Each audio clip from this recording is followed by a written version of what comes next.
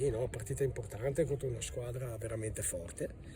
però è una bella prova per vedere come, a che punto siamo, il lavoro che si è fatto in questi giorni di pausa, ed è bello affrontare queste partite qua contro squadre blasonate come loro, che hanno grandi qualità tecniche,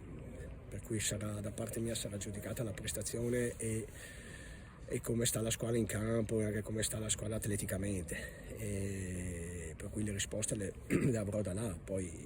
si sa, inizia il 2025, perché altro inizia il girone di ritorno, che si sa che sarà ancora più tosto del girone d'andata, perché poi c'è bisogno di fare punti,